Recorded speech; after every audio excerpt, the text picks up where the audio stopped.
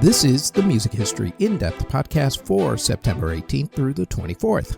On this week's show, a rock star's body goes on a long, strange trip, a Prince recording gets the attention of Congress, and an offhanded comment by Bob Dylan gets turned into an annual concert charity event.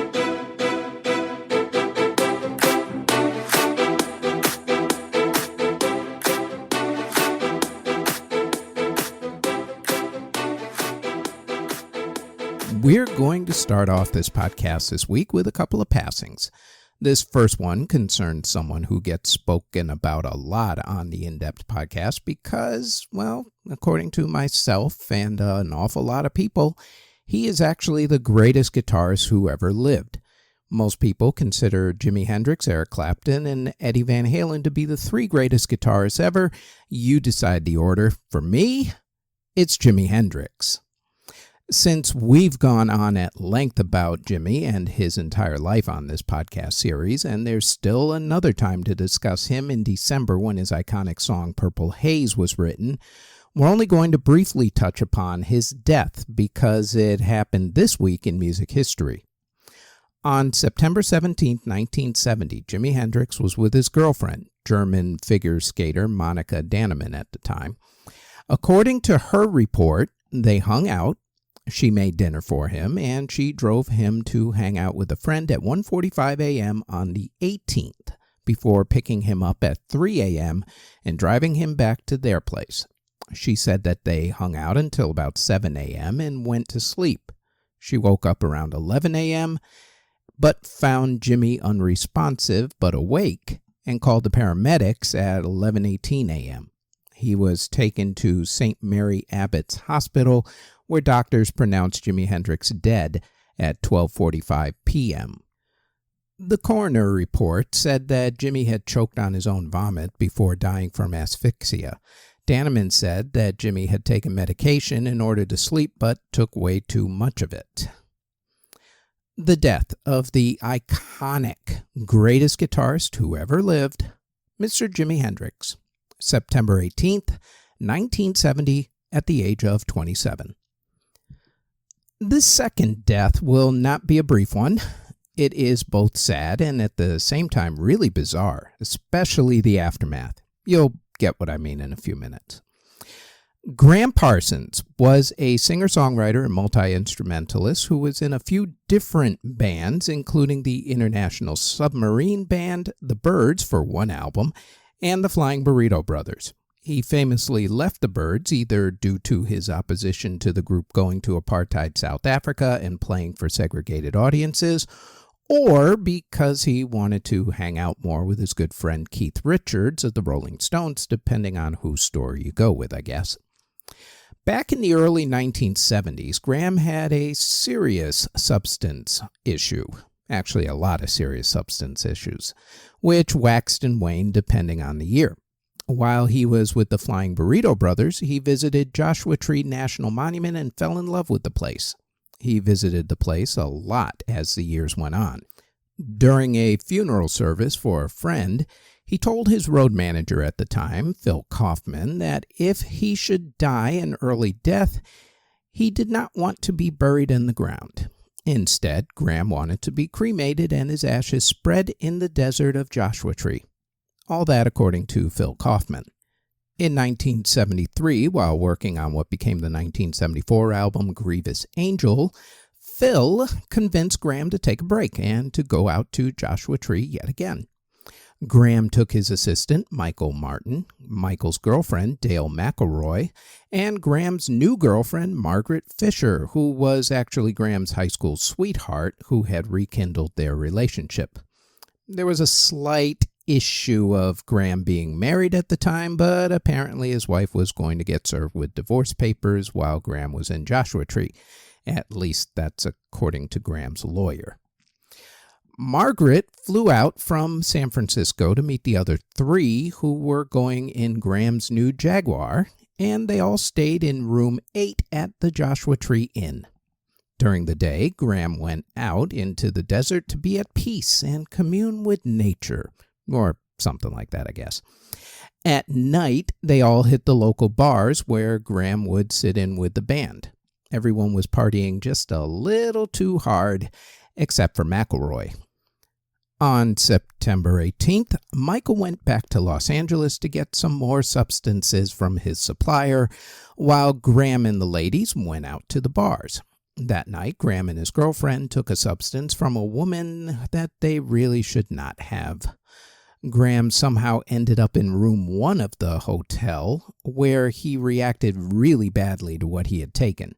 Everyone tried numerous things to try to help him out, including moving him back to room 8 of the hotel. Finally, they called an ambulance, but Graham Parsons was pronounced dead on arrival on September 19th, 1973 at 12:15 in the morning at High Desert Memorial Hospital in Yucca Valley, California. Now, you would think that the story ends there. I should just sign off with the usual, the death of Graham Parsons, September 19th, 1973, and just simply move on to the next one. If only death were the end of the story. This is about to take a Weekend at Bernie's feel. By the way, the actor who played Bernie Lomax in the movie Weekend at Bernie's, Terry Kaiser, he's still alive and kicking, at least as of this recording. Although, if he were dead, would anyone really believe it? Anyway, back to Graham, who's still dead, at least we think. Because, see, once Phil Kaufman found out what had happened from Margaret Fisher, Phil remembered his sacred blood brother oath conversation about how Graham wanted to be cremated and his ashes spread in the desert, so Phil went into action mode. First, he got himself out to Joshua Tree that very day. Fisher had already cleared up all the substances out of the hotel room, so Phil cleared them out of Graham's car. And then he got the 2 ladies out of the area and back to Los Angeles, since the cops were going to end up looking for them in connection with Graham's death, which, by the way, the preliminary coroner's report said was from natural causes, pending autopsy. Then Kaufman called around and found out that Graham's body was going to be flown back to New Orleans, Louisiana for a funeral, but that it was going to be stored at a Western Airlines hangar for transport.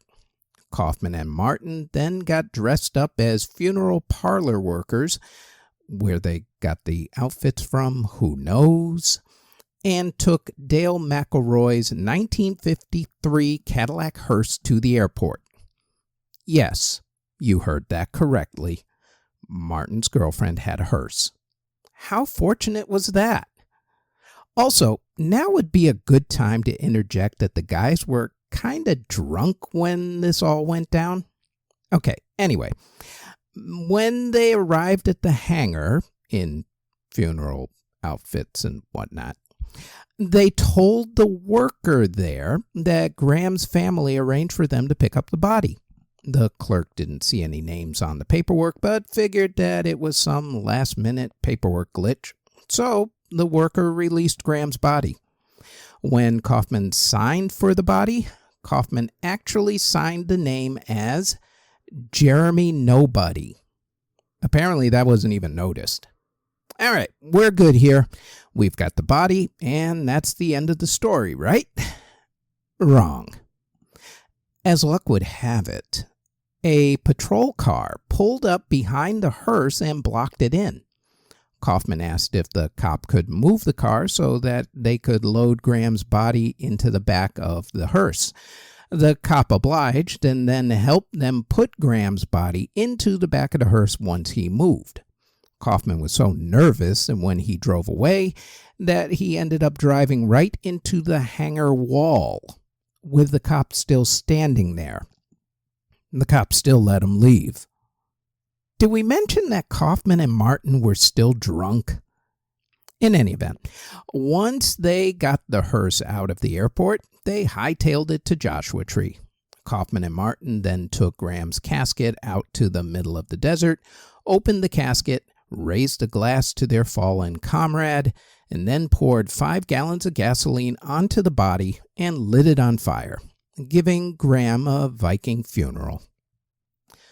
The death of Graham Parsons, September. Oh, no. We're still not done with this. See, while the dynamic duo of disastrous planning were driving the hearse back to Los Angeles, they finally decided that they needed to stop and sleep off all that alcohol. When they woke up, they found that the car had quit on them. They hiked to a relatively nearby auto shop who towed the car and made some repairs.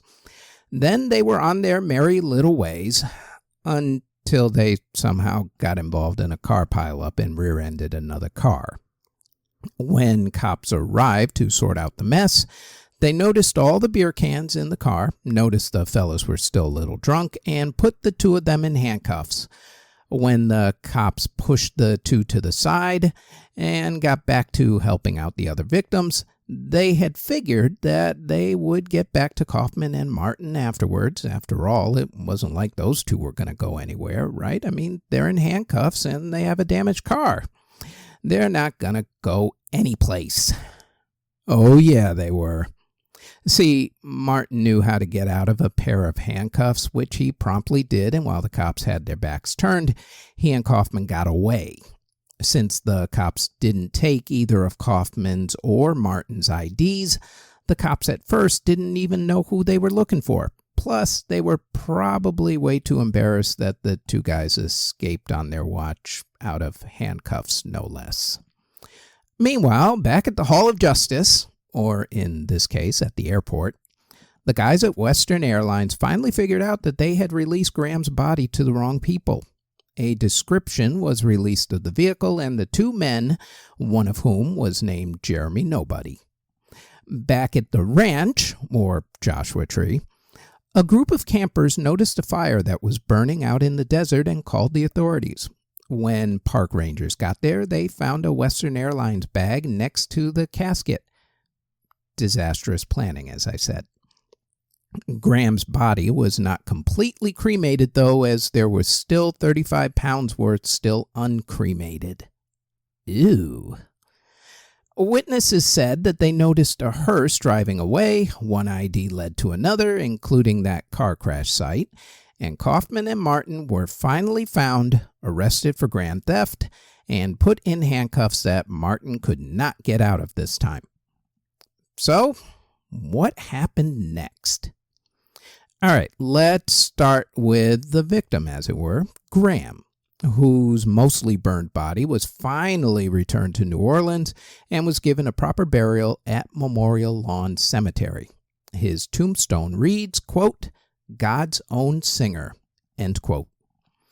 As for Kaufman and Martin, well, they were actually only given 30-day suspended sentences, with each having to pay a $300 fine for misdemeanor theft and had to pay $708 to the funeral home for expenses.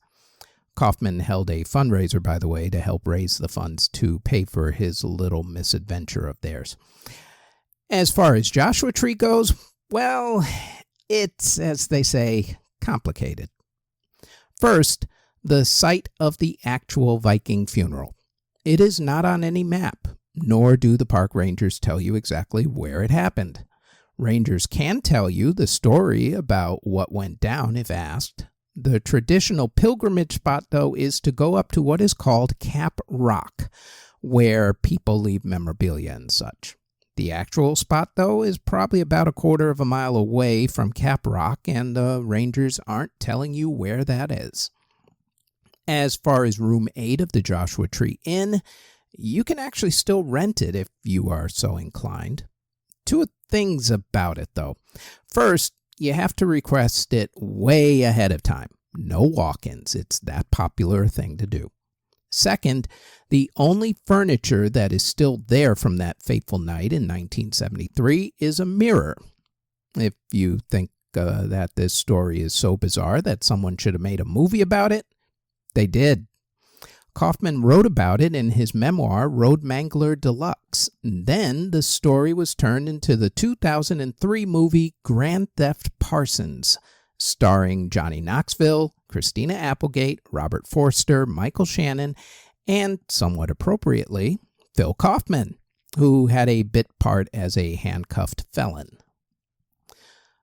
The long, strange trip and the death, and very strange afterlife, of Mr. Graham Parsons, who passed away on September 19th, 1973, and then went on the trip of a lifetime.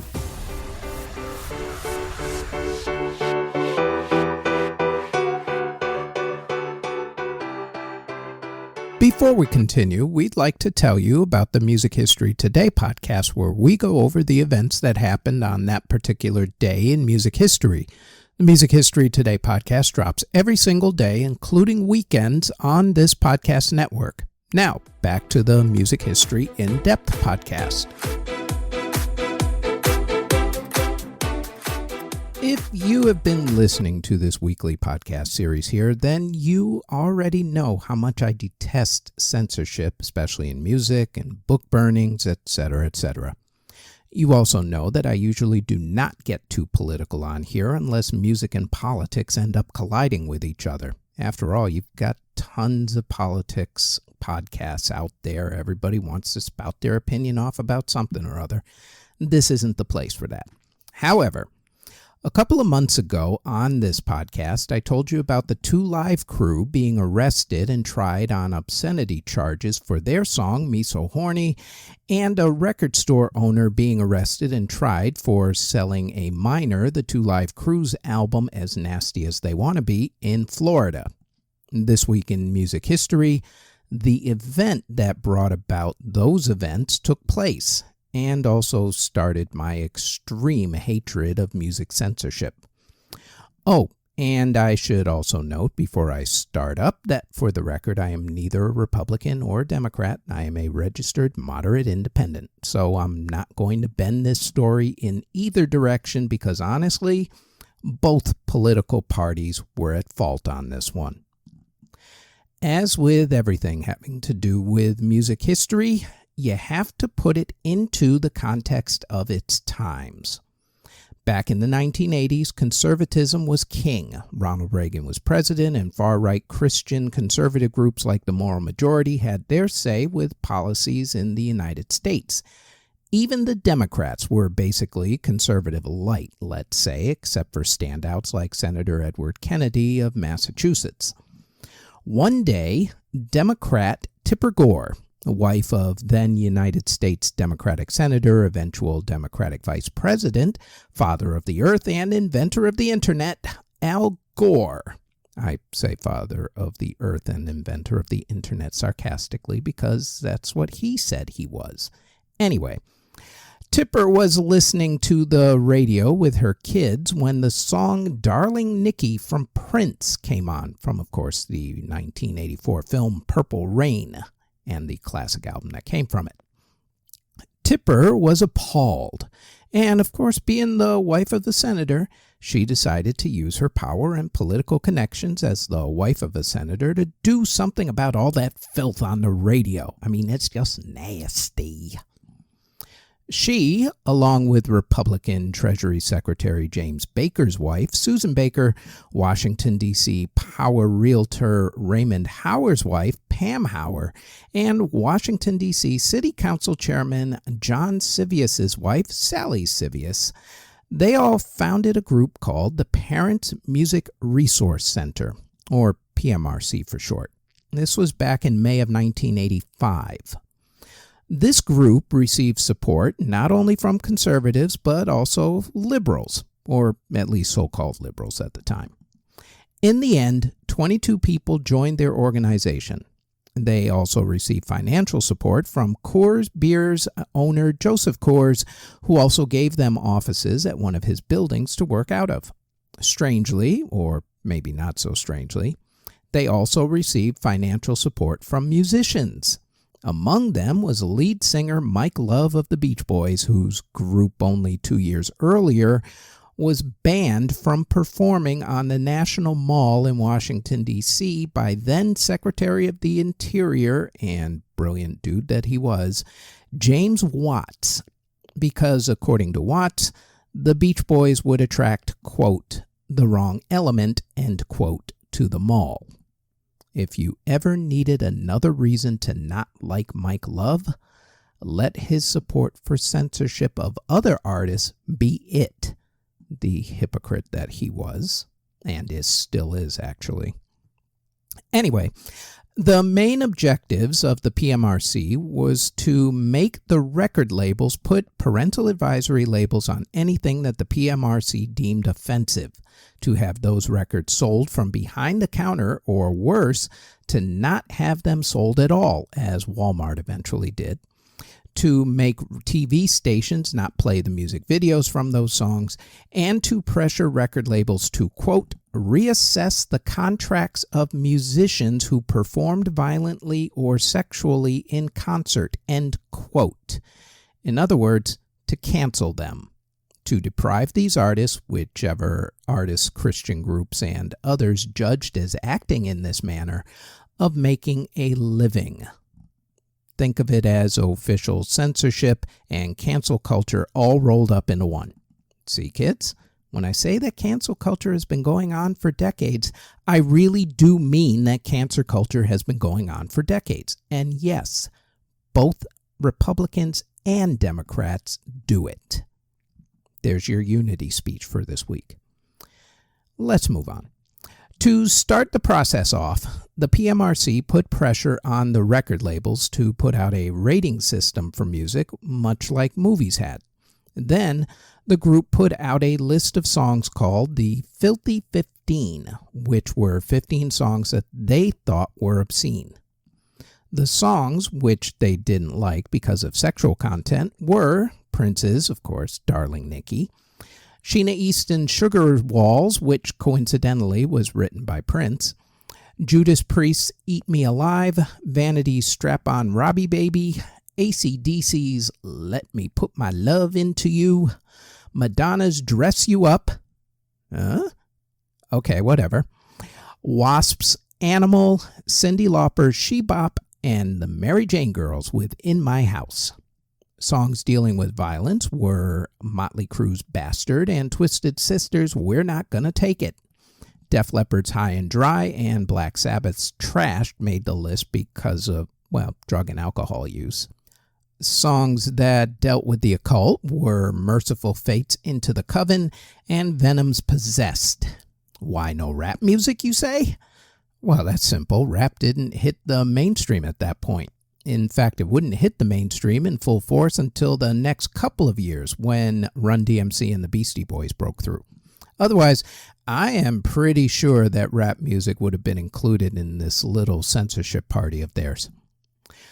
The record labels caved to the pressure in August of 1985 and announced that they were going to put parental advisory stickers on albums. That wasn't good enough for the PMRC. They wanted a Senate hearing on the matter. On September 19th, 1985, the Senate Commerce, Science, and Transportation Committee convened a hearing to discuss the songs. Al Gore and a bunch of other senators gave their opening remarks to show America that they were going to take this scourge of music very seriously. So seriously that most of them left the hearing once they were done listening to their own voices to attend to other business. Then the testimony began. Testifying for the group first was Senator Paula Hawkins, who showed album covers to Def Leppard's Pyromania, Wendy O. Williams' WOW, and Wasp's self-titled album, along with showing the music videos to Twisted Sister's We're Not Gonna Take It and Van Halen's Hot for Teacher. Senator Hawkins' famous line from her testimony was, quote, "Much has changed since Elvis's seemingly innocent times. Subtleties, suggestions, and innuendo have given way to overt expressions and descriptions of often violent sexual acts, drug-taking, and flirtations with the occult. The record album covers, to me, are self-explanatory." End quote. All right, that's not really her accent, but whatever. Who cares? I guess, actually, that no one ever told her how Elvis Presley had died 8 years earlier, but whatever. Pretty sure it wasn't because he was listening to psychedelic rock music, by the way. Next, Susan Baker testified. During her testimony, Baker said, quote, And no, I'm not going to do an accent here. There certainly are many causes for these ills in our society, but it is our contention that the pervasive messages aimed at children, which promote and glorify such things that can't be mentioned here, have to be numbered among the contributing factors. End quote. I had to paraphrase part of that because she actually mentioned those unmentionable things. During her testimony, Tipper Gore said that she wanted the record labels to voluntarily put a warning label on music and/or videos that were deemed inappropriate for younger children. The problem with her statement was that record labels had already agreed to that a month earlier. So this was really just a political dog and pony show during this hearing. During her testimony, National PTA, that's Parents Teachers Association, Vice President of Legislative Activity, Miss Millie Waterman, said that maybe the label should put a letter R on albums for restricted and provide lyric sheets for the albums. Okay, those were called liner notes and could already be found if you even bothered to open up a CD or album sleeve, but whatever. Then the quote-unquote real experts testified. Music professor Dr. Joe Stussy of the University of Texas at San Antonio apparently had it in for heavy metal music. He said that heavy metal was different from other forms of music like early rock and roll and jazz music because it, quote, had as one of its central elements the element of hatred, end quote. Child psychologist Dr. Paul King said that heavy metal was a religion. Well, okay. And that a lot of children read deeply into song lyrics. I can't actually argue with that guy because, as we all know, music is life. That's why we do these podcasts. And yeah, it is a religion. Sure, let's go with that. Why not? Arguing for music were a bunch of guys who you would have never pictured in a million years being in the same room together. But there they were. Frank Zappa, soft rock crooner John Denver, and Dee Snider of Twisted Sister, who had that song make the Filthy 15 list. Frank Zappa said, quote, "The PMRC proposal is an ill-conceived piece of nonsense which fails to deliver any real benefits to children, infringes the civil liberties of people who are not children, and promises to keep the courts busy for years dealing with the interpretation and enforcement problems inherent in the proposal's design." End quote. He also said that he thought that this whole thing was probably a way to get the blank tape tax bill that the record labels wanted at the time, that was bill number HR 2911, to get through Congress pretty quickly. Dee Snider said that his music had been misinterpreted. For instance, the group's song Under the Blade was actually about one of the bandmates' surgery and wasn't any nefarious acting, as Tipper Gore had asserted.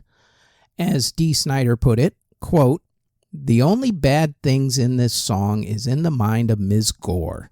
Ms. Gore was looking for those bad things and she found it. Someone looking for surgical references would have found it as well. The full responsibility for defending my children falls on the shoulders of my wife and I, because there is no one else capable of making these judgments for us." End quote. And yes, the bad things part was paraphrased as well, because Dee named the bad things that Tipper was looking for. And those wouldn't play on this channel. Anyway. John Denver said that he was against censorship and that at one time, even his song, Rocky Mountain High, had been misinterpreted. He went on to state, quote, "That which is denied becomes that which is most desired, and that which is hidden becomes that which is most interesting. Consequently, a great deal of time and energy is spent trying to get at what is being kept from you." End quote. Zappa and Snider apparently surprised the senators by how articulately they spoke. As Snyder later said, quote, "They had no idea I spoke English fluently," end quote. Regardless of the dog and pony show that this hearing was, the PMRC was successful. Well, at least for a time. The record industry did, for a few years, implement most of those things that the PMRC wanted. That, in turn, led to stores not selling certain records, especially large chain stores, which were really powerful in terms of album sales at that point. Think of them as the Spotify in physical form.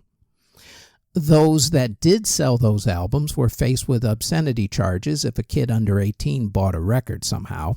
Some record labels instead came up with PG versions of albums and songs with lyrics either changed or replaced completely.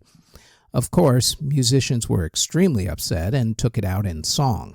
Danzig's 1988 song Mother was about the situation, with the lyrics, "Mother, tell your children not to walk my way. Tell your children not to hear my words, what they mean, what they say, Mother," which ended up actually being Danzig's biggest hit. Great song, by the way. In the end, the one thing that the PMRC wanted, it didn't get: public support. The Supreme Court later said that the particular obscenity charges that involved the Two Live crew were unconstitutional. Now, the parental advisory sticker is laughed at, and anyone can buy whatever they want, whenever they want, the internet being the great equalizer in all of this. Record labels do still censor artists and release alternative versions of songs, so the ramifications of what happened are still being felt. For instance, Akon's 2006 hit with Snoop Dogg, "I Wanna Love You," was originally titled "I Wanna F You," and you can figure out what the F stood for. This entire sordid chain of events, though, all culminated during that Senate hearing on September 19th, 1985.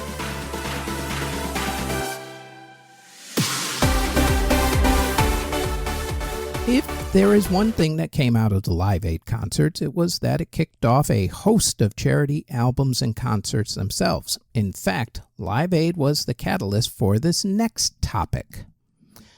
Bob Dylan performed at the Philadelphia portion of Live Aid. During the intro to his song, "When the Ship Comes In," Bob made the offhanded comment, quote, "I hope that some of the money that's raised for the people in Africa, maybe they can just put a little bit of it, maybe 1 or 2 millions maybe, and use it, say, to pay the mortgages on some of the farms that the farmers here owe to the banks," end quote. Dylan at the time caught a lot of heat for suggesting that and later apologized for it, saying that it was not the time or place to say something like that. After all, this was about Africa, not about America. He wasn't really wrong, though, about his intent, and his heart was in the right place. At the time, the small farms in the country were going through a really bad time. They still are, actually. So that hasn't changed. Big corporate farms were wiping out the little guys, much like how Walmart would move into a small town and wipe out all the smaller stores in the process. Small farmers couldn't pay their mortgages, and they began to lose their farms. It was a very serious problem that Dylan was trying to bring to light, much to Live Aid organizer Bob Geldof's dislike, since the concert was about the Ethiopian famine relief. However, that gave other people an idea. What if they did a Live Aid-style concert and donated the proceeds to groups who would help the small farmers out? And that is how Farm Aid was born. The main artists who galvanized the effort were John Mellencamp, Neil Young, and Willie Nelson. The concert was held on September 22, 1985 in Champaign, Illinois.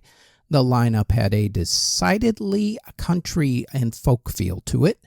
Mellencamp, Nelson, and Young all played, along with Johnny Cash, John Denver, Arlo Guthrie, B.B. King, Hoyt Axton, Don Henley, Alabama, Chris Christopherson, Loretta Lynn, Tanya Tucker, Huey Lewis, Eddie Van Halen, Tom Petty and the Heartbreakers, Kenny Rogers, and, of course, Bob Dylan, who kind of started this whole thing off to begin with that Live Aid comment, along with a bunch of other artists. Even Lou Reed, Bon Jovi, Foreigner, Billy Joel, and Sammy Hagar were there. Who wasn't there? Any hip-hop acts. Remember, the genre wasn't huge yet and definitely had not crossed over into the mainstream where farmers were going to be listening to it, that is for sure. The concerts still happen, although these days it's not quite as big.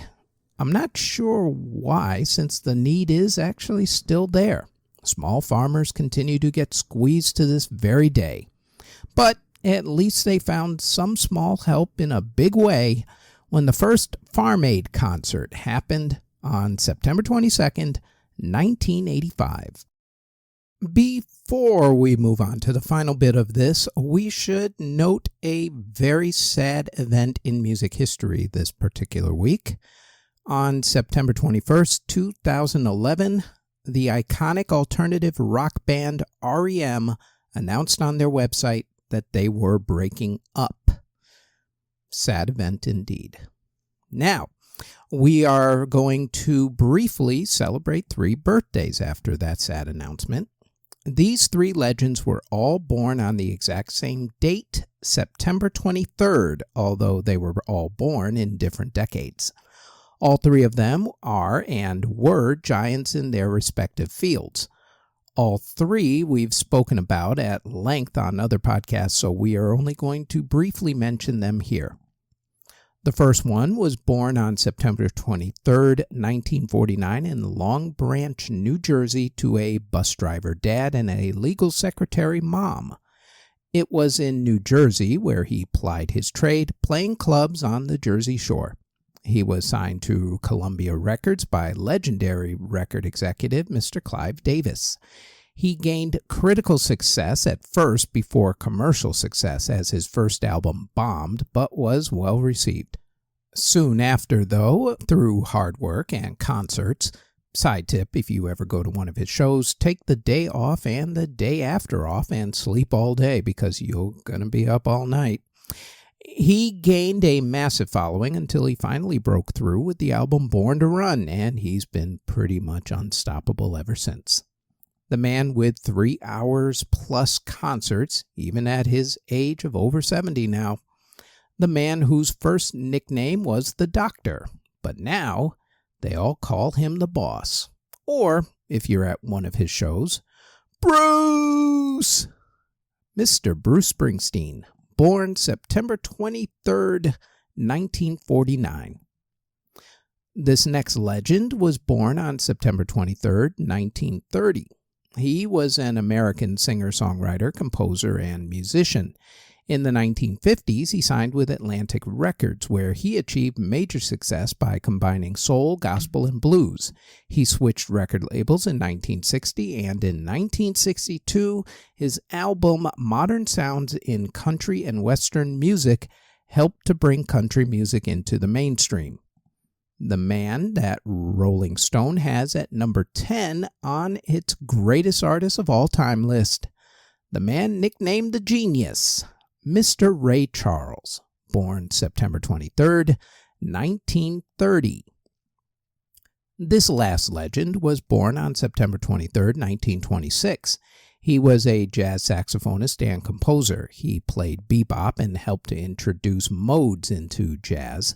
He also showed up on a lot of other jazz artists' albums, including Miles Davis and Thelonious Monk. He is also the only jazz artist that I know who has been canonized as a saint, this having been done by the African Orthodox Church. He is considered one of the greatest saxophonists ever. The man they call Train. The legendary, iconic jazz saxophonist Mr. John Coltrane. Born September 23rd, 1926. And that is it for the Music History In-Depth podcast for September 18th through the 24th. Thank you very, very much for listening and or watching if you are watching this on either Spotify or YouTube.